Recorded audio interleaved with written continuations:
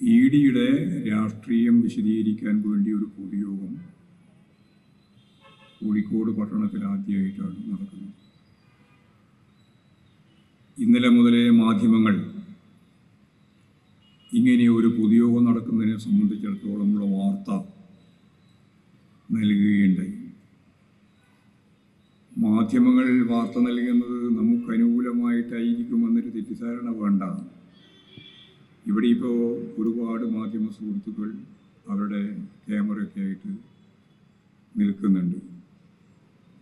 നാളെ ഇപ്പോഴിവിടെ സ്വാഗത പ്രസംഗം മുതൽ ഉദ്ഘാടനവും തുടർന്നുള്ള പ്രസംഗങ്ങളെല്ലാം ഇതിൻ്റെ ഭാഗമായിട്ട് മാധ്യമങ്ങളിൽ വരുമെന്ന ഒരു തെറ്റിദ്ധാരണയും വേണ്ട,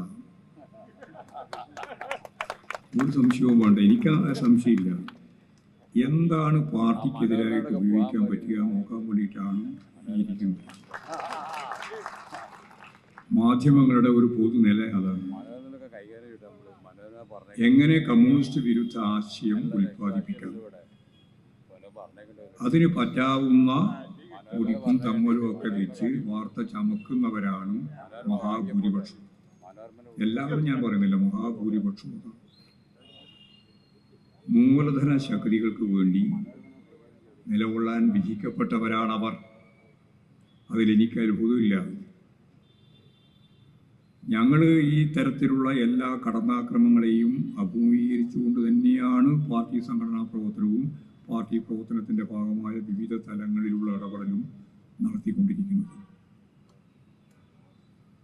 ഇവരുടെ ആരുടെയെങ്കിലും ചീട്ടിൻ്റെ ഭാഗമായിട്ട് രൂപപ്പെട്ട് വളർന്നു വന്ന ഒരു പ്രസ്ഥാനമല്ല കമ്മ്യൂണിസ്റ്റ് പാർട്ടി CPIM. നിങ്ങളുടെ തണലിലല്ല ഞങ്ങൾ വളർന്നത്. ഇതിൻ്റെ എല്ലാ തരത്തിലുള്ള കടന്നാക്രമങ്ങളെയും അഭിമുഖീകരിച്ചുകൊണ്ട് നെഞ്ചൂക്കോടെ മുമ്പോട്ടേക്ക് പോയ ഒരു പാർട്ടിയും പ്രസ്ഥാനവുമാണ് communist party of India Marxist.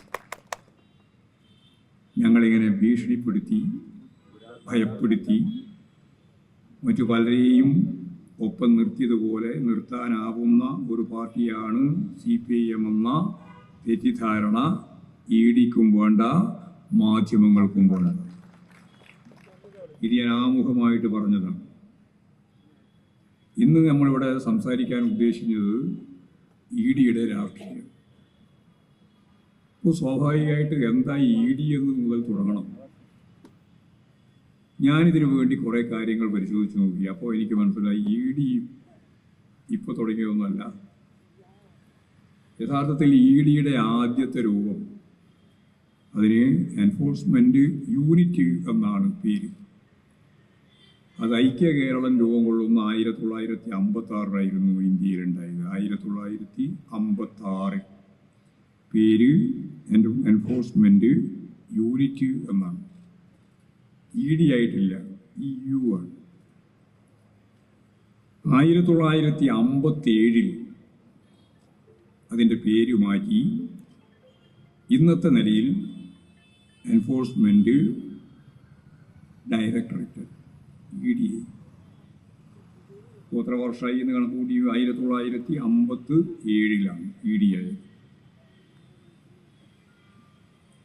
2005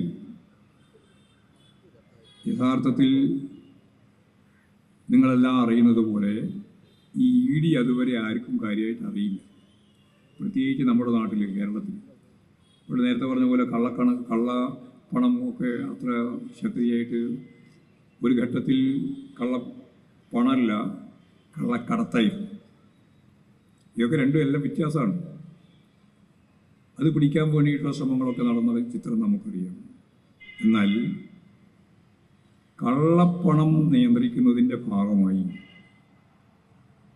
അതിന് പുതിയ ഒരു ആക്ട് രൂപപ്പെടുത്തി. അതിൻ്റെ പേര്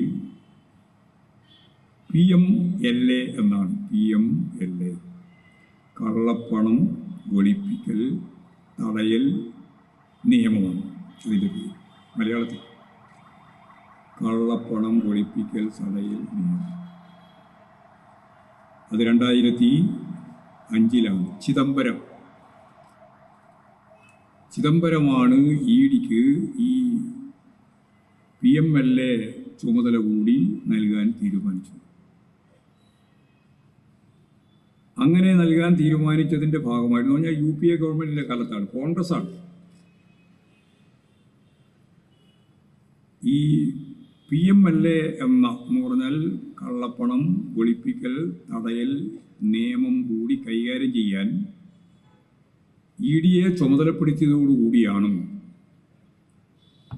യഥാർത്ഥത്തിൽ എന്തായിരുന്നോ ഉദ്ദേശം,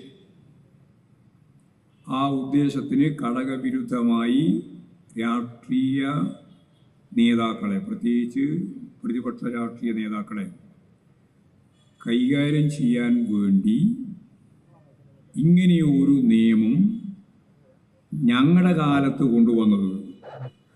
കൊണ്ടുവന്നയാളാരാണെന്ന് ഞാൻ പറഞ്ഞു, ചിദംബരമാണ്.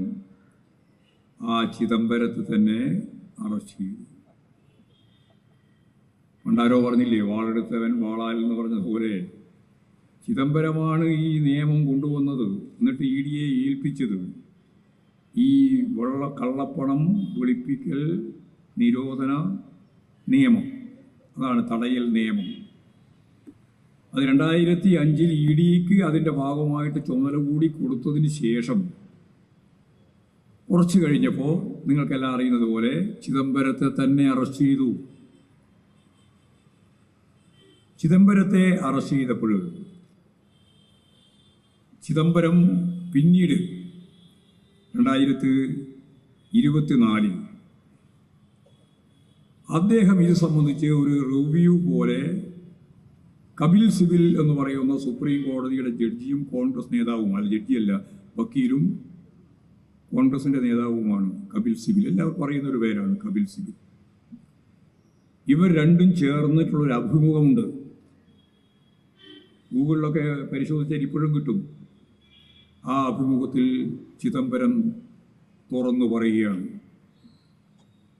ഈ കള്ളപ്പണം വെളുപ്പിക്കൽ തടയൽ നിയമം EDയുടെ ഭാഗമായിട്ട് കൈകാര്യം ചെയ്യാൻ ഞങ്ങളെന്ന് തീരുമാനിച്ചപ്പോൾ യഥാർത്ഥ ഉന്നം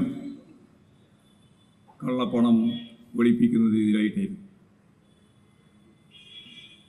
പക്ഷേ അത് BJPയുടെ കയ്യിൽ കിട്ടിയപ്പോൾ പിന്നെ ഇവർ പോയി, ഈ UPA ഗവൺമെൻറ് മാറി BJP അധികാരത്തിൽ വന്ന് കഴിഞ്ഞ 12 കൊല്ലം പിന്നെ കൈകാര്യം ചെയ്തത് നിങ്ങളെല്ലാം അറിയുന്നത് പോലെ BJP ഗവൺമെൻറ്റാണ്.